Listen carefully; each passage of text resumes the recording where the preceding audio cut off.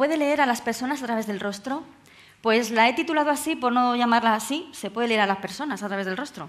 Entonces, realmente lo que quiero exponeros es qué se puede leer y cómo. Lo voy a intentar hacer rápido, porque yo ya voy teniendo hambre y creo que vosotros también. Entonces, a ver si me ajusto a la media hora, un poquito menos. Es importante... un segundito. Sí, me cago en el hambre, lo siento. El saber qué vemos en un rostro. En las personas somos bastante complejas, somos como un prisma con un montón de aristas. La personalidad, la identidad, emociones, química, vemos un sinfín. Y encima, si por lo menos se alinearan y fuera fácil, pero no, se complican unas entre ellas y se modifican unas entre ellas. Eso quiere decir que cuantas más herramientas tengamos para poder diferenciar qué hay, mejor. Y la morfopsicología es una de ellas. Nos da un prisma, una parte, una arista de ese prisma. ¿Qué es la morfopsicología?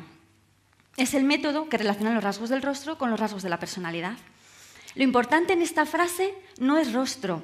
Sí, es fundamental porque es directo, es rápida, no necesitas un test. Lo importante es personalidad, porque esa es la parte que tenemos desde la morfopsicología. ¿A qué nos referimos con la personalidad? Vale. Cuando vemos un rostro, nos encantaría saber qué está pensando. Aquí tenemos el presidente de los Estados Unidos actual con una zona cerebral. ¿Me voy a acercar un poquito? Vale. Tenemos una zona cerebral, tenemos una zona afectiva y tenemos una zona instintiva. En la morfopsicología es una de las divisiones que hacemos del rostro. Nos da el cómo la persona piensa, cómo la persona siente y cómo la persona tiene sus instintos y cómo lleva a cabo o realiza las acciones. Esto es fundamental para saber qué personalidad es. ¿Cómo piensa? Pues si tiene un pensamiento más analógico, más concreto, más lógico, más rápido, más intuitivo, o necesita más tiempo de reflexión. En los afectos lo mismo. Si es una persona que le encanta llegar a los demás o si se queda más hacia atrás. ¿Cómo realiza las cosas? ¿Sus acciones son a largo plazo, a corto plazo? ¿Es minucioso o le gusta más salir del paso? Todo eso es lo que sabemos desde la morfopsicología. Lo que no tenemos desde la morfopsicología es en qué está pensando, ni qué le motiva sus afectos, ni qué ha hecho o qué va a hacer. Tenemos un caso que a mí me encantó cuando vi esta foto y dije, esta me la quedo, Barack Obama y el doble que tenía, porque es presidente de los Estados, o fue presidente de los Estados Unidos uno y el otro no. Pues porque el colegio, los padres, las motivaciones que ha recibido, todo eso forma parte de las creencias, valores. Ahí es donde no entramos. Sin embargo, todo lo demás está en el rostro y no necesitamos más. Con ver a una persona tienes ese desde dónde hace, lo cual es bastante útil, sobre todo a la hora de aplicarlo a cualquier profesión. Coaching, psicología, educación, porque nos ayuda a entendernos. Claro, cuando empiezas a estudiar esto, te das cuenta que tienes rostro y analizar, te dices, ostras, ahora lo entiendo, y además a entender a los demás. Cuando realizamos las profesiones, te ayudan a ver desde dónde esa persona está actuando.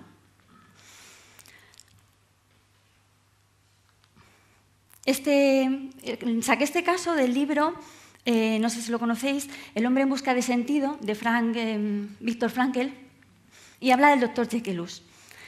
Menciona, este hombre fue el encargado de llevar a cabo el programa de eutanasia nazi en la Segunda Guerra Mundial.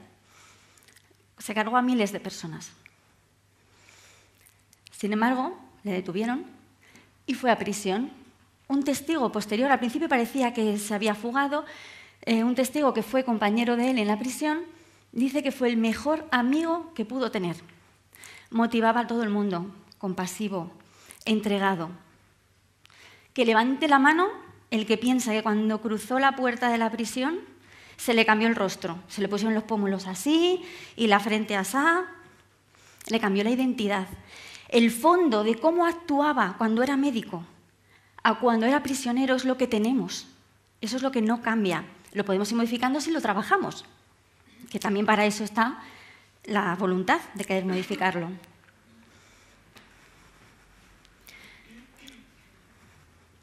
Esto sería el límite de la morfopsicología. ¿Cómo vemos los rostros?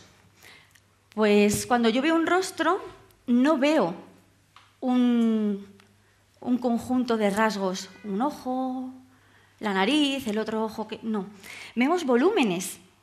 Cuando yo veo una cara, veo si es más redonda, más ancha, más estrecha, que es lo que llamamos el marco.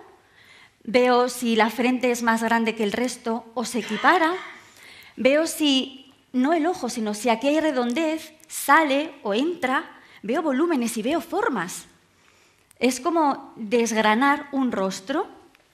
Aquí tenemos un caso como extremo de una persona que es muy redonda y carnosa. Frente, no, ahí. Todo lo que sería opuesto. Porque el otro opuesto que yo veo es cuando algo es muy seco o muy estrecho. Del extremo más redondo al más estrecho hay un sinfín. Y las caras, además, que esto es lo que me fascina, no se componen de soy así o asá, se mezclan. Podemos tener un rostro, una parte carnosa, redonda, o más saliente o más hacia atrás, y todo lo contrario. Esa combinación es donde está la personalidad única de esa persona. Por eso no hay patrones. Me suelen preguntar, ¿pero hay un patrón de un rostro donde yo pueda comparar? Si hiciéramos 8 patrones, habría 8 tipos de personas y cuadra en uno. O no. Que ahí es donde dices, bueno, yo pertenezco a este y a este también y me parezco a este otro. Entonces, ¿qué se hace desde la morfopsicología? Ver ese conjunto. Vemos esas formas, cómo van y cómo vienen, y vemos cómo son individualmente, pero también cómo son en el conjunto. Quiere decir, si hay mucho de una cantidad o menos, y cómo se distribuye. Vamos a hacer un ejercicio. Como ya veo que os habéis mirado varias veces el uno a los otros y ya habéis roto esa barrera, sencillamente mirar a la persona que tenéis al lado, además con la confianza de poder, porque esto a mí me pasa cuando viene el metro y me he buscado malas caras, aquí podéis analizar a ver si veis esas formas, si son más amplias, qué parte por lo menos de las 3 zonas que habría en un rostro, superior, media o inferior, si podéis intuir si son iguales o si hay una más alta o más baja, o más ancha o más estrecha. Miraros, a ver qué veis.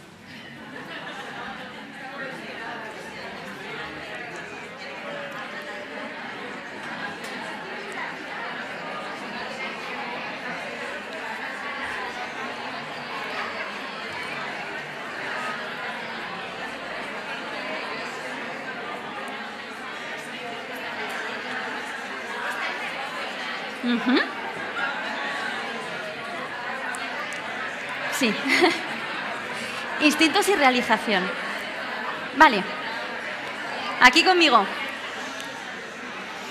¿Habéis conseguido? Sí. ¿Habéis conseguido ver algo?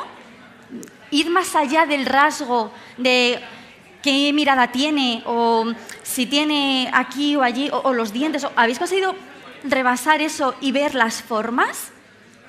¿Y os habéis pensado qué significará?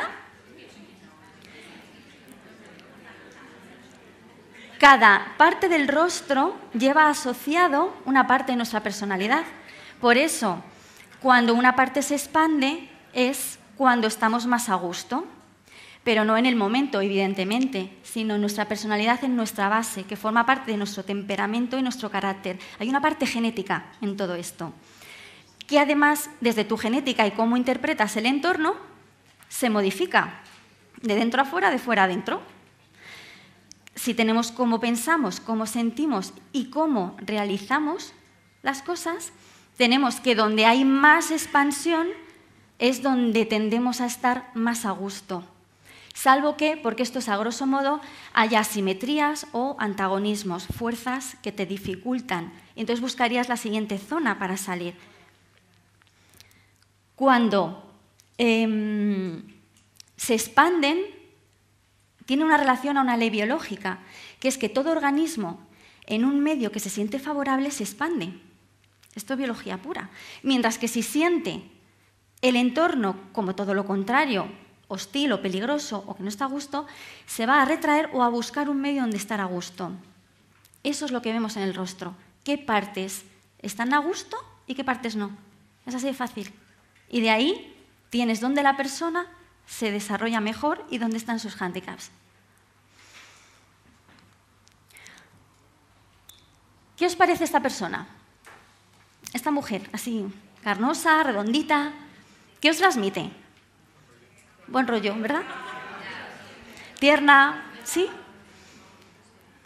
¿Y esta otra? Más un poco, ¿verdad? Sí. Lo curioso es que solo la parte de abajo es la que está modificada. La impresión que nos da la persona es el conjunto, porque los ojos nos engañan. Los ojos no saben ver un solo dato. Eso lo buscamos para hacer un análisis. Pero luego hay que pasar esa línea y volver a ver el conjunto. Como la psicología, como el coaching. No te vas a un punto. Tienes que rescatar cada parte y unirlo. Hacemos lo mismo. De ahí, esta es la ley, bueno, la usó ese método de sustituciones que usó el doctor Corman para descubrir que si quieres saber qué significa un rasgo en una cara, lo coges y lo pones en otra. Bueno, esto en el 1950, que no había Photoshop, recorta, pegas y como puedas. Y sin embargo, no te dice lo mismo esa mirada de la derecha a la izquierda, porque como en su zona instintiva la ha modificado a nuestro ojo. En este caso pasaría lo mismo. Cogido el de perfil. ¿Cómo cambia, verdad? La mirada más desafiante, un poquito menos. Es lo mismo. Tenemos el mismo punto. El doctor Corman fue el que, desde el 1900, nació en 1901, fue estudiando todas las caracterologías del momento y, como era médico, psicólogo y psiquiatra, también cogió las leyes biológicas de la expansión y la retracción, y es quien lo aplicó. Su lema es comprender, nunca juzgar, porque podemos saber desde dónde una persona hace las cosas, bueno, pero no sabemos el por qué. Y juzgar es, desde luego, pérdida de tiempo seguro, porque te lleva a unos estados emocionales que normalmente no, si no se controlan bien, pueden dar problemas. Me suelen preguntar la gente, entonces, si yo cambio mi persona, ¿me va a cambiar la cara? Claro, da miedo, ¿no? Bueno, pues tengo dos noticias, una buena y una mala. La mala es que la cara cambia. El que tenga la misma cara aquí que con 10 años... y no tenemos la misma cuando tengamos 80. Vamos a cambiar. Seguiremos siendo reconocibles, pero cambiamos. Así que si vamos a cambiar, la noticia buena es que podemos elegir hacia dónde. La parte genética puede pesar, pero no es inamovible, si no, no estaría la epigenética. Podemos buscar otras maneras de aquello que no nos gusta, aceptarlo y a partir de ahí cambiarlo. Esta pareja se hizo una foto 52 años después. Aquí el rostro de él avanzaba mucho más y ella era mucho más recto. Eso que os digo de ver formas, avanzamos o nos quedamos. Y aquí él ha ido ganando mucha más rectitud y ella ha avanzado. Aquí es donde se ve perfectamente. ¿Y el de él? No. Ahí. Y el de él. Han ido cogiendo el uno del otro. Hay muchas parejas, si os dais cuenta, cuando son mayores, ¿cómo se parecen?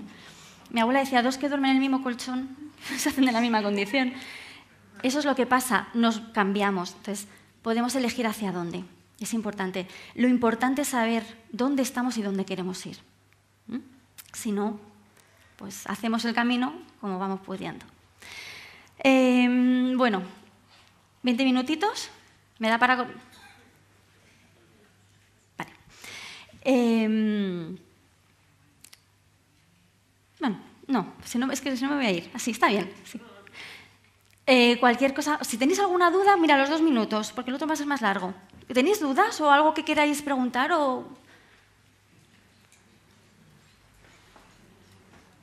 ¿En serio? A ver. Sí, dime. Sigo algunos blogs de morfopsicología y tenía entendido por todo lo que leo que tiene que ver mucho con las expresiones, como las arrugas, se marcaban mucho la personalidad. Vale, muy buena pregunta. Sí. ¿Qué le pasa a Trump con tanto botox? El Botox no nos afectaría tanto, sí a la hora de leer emociones, pero no a leer el rostro. No modifica tanto porque si conoces hasta qué punto, qué cantidad de Botox se ha puesto o no, o cómo puedes corregir, sobre todo cuando los labios son excesivamente carnosos, sabiendo, tú tienes el margen de referencia de cómo era antes. Si hay una operación de estética ya más severa, te tienen que explicar cómo era o enseñar una foto. Lo bueno de la morfopsicología es que con fotos buscamos el momento, no buscamos el movimiento. No necesitamos ver cómo avanza o cómo se mueve, porque no buscamos expresiones. Si hay arrugas o no, es más fisionomía, las expresiones. Te pueden indicar cómo la persona manifiesta unas emociones. Y con la morfopsicología, si coges las 2 herramientas, ves un poco desde dónde. Cuando hay conflictos muy serios en el rostro, cuando digo conflictos son porque hay asimetrías o antagonismos, se puede ver cómo la persona, dónde ha generado, dónde tiene mayor conflicto en su personalidad. Ahí es donde decimos que ves el handicap perfectamente.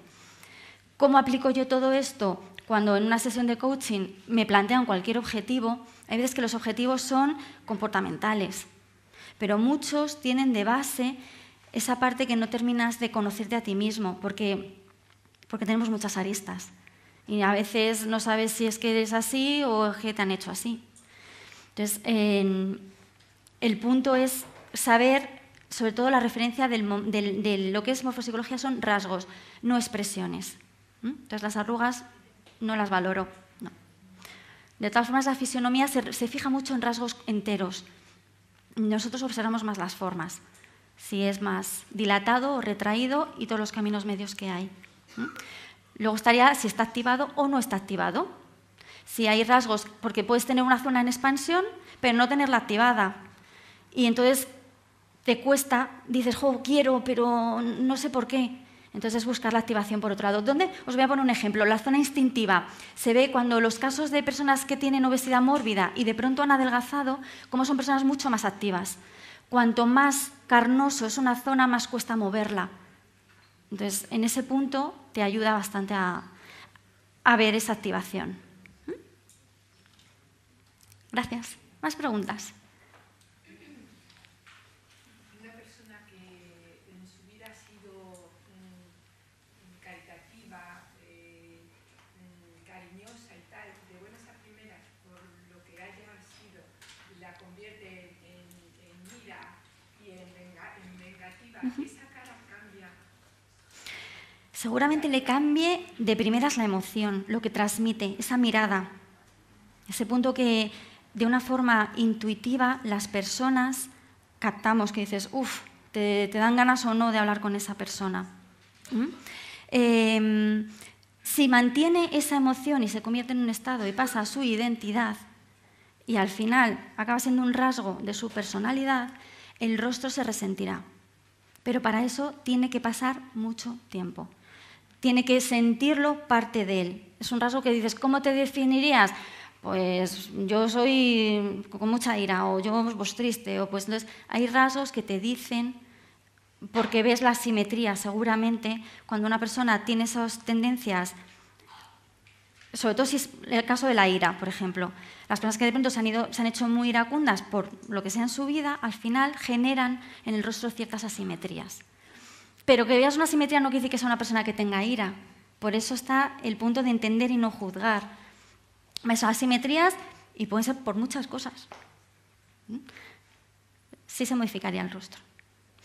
Es muy importante, y con esto ya, sí, perfecto, saber esto ¿Por qué? Porque tenemos una morfopsicología de serie. ¿Habéis visto alguna vez los dibujos animados cómo representan perfectamente a una persona? Que si me decís, venga, pensad ahora mismo en alguien que sea muy bonachón, muy bueno, muy tierno, muy tierno. ¿Estáis pensando en alguien que sea con la cara muy estrecha, con huesos muy marcados? No, ¿verdad? Lo llevamos de serie. Hay dos estudios muy buenos, uno de Alex Miralpeix y Martínez Miralpeix y Alexander Todorov, que precisamente han hecho cómo nos comportamos y la intuición que tenemos sobre personas más confiables y personas con un rasgo más dominante, que encajan perfectamente desde la morfopsicología. Las variaciones donde dicen que las personas tienden a fallar en esa intuición es los rasgos que tendrían de asimetría o antagonismos. Son partes que a veces no terminamos de ver.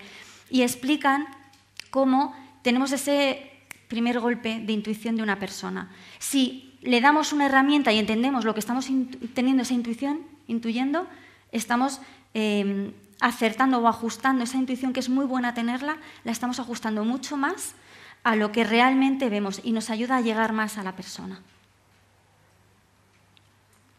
¿Para qué nos sirve a los coaches esto y a la gente que ayudamos? Para centrar desde dónde la persona te está hablando.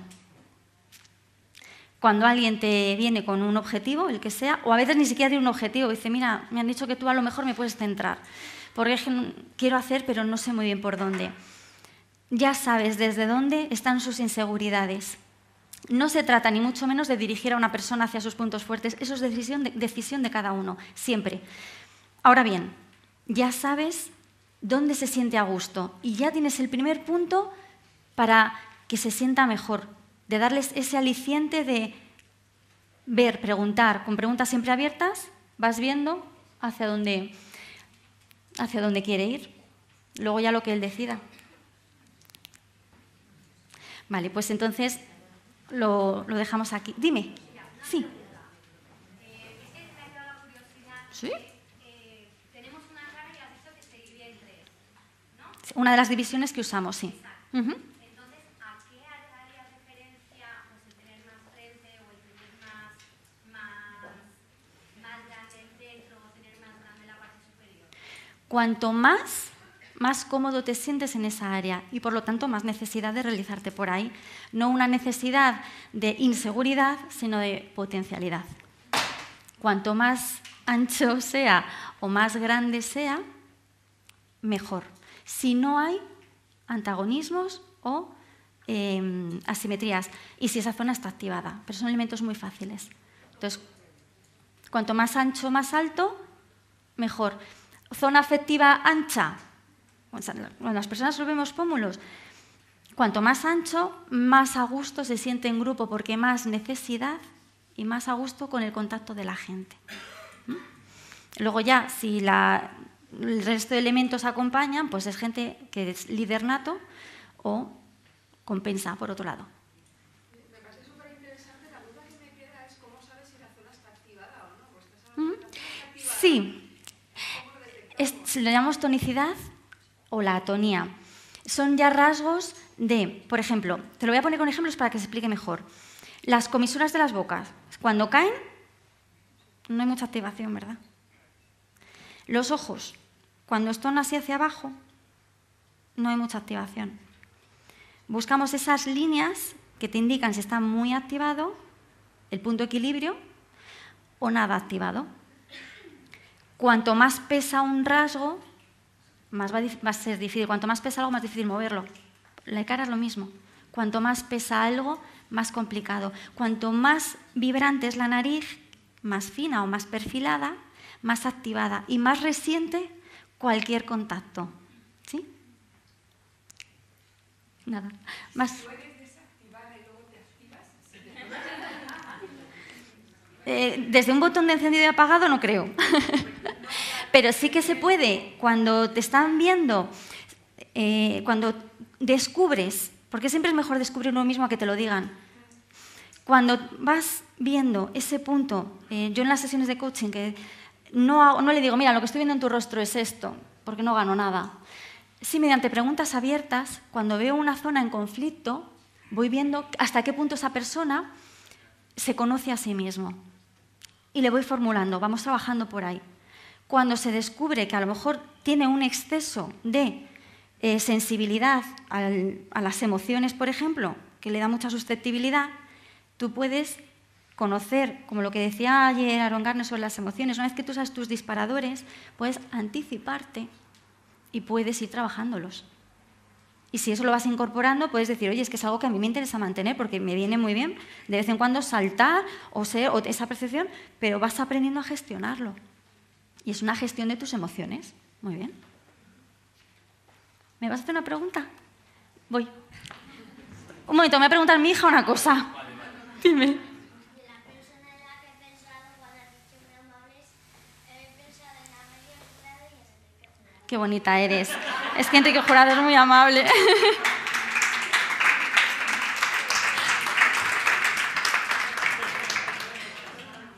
Muchísimas gracias por este ratito. Tenéis mi email para más dudas, más preguntas. Me encanta hablar de morfopsicología. O sea, cualquier duda que tengáis, me la mandáis y voy contestando porque es mi pasión. Así que muchísimas gracias.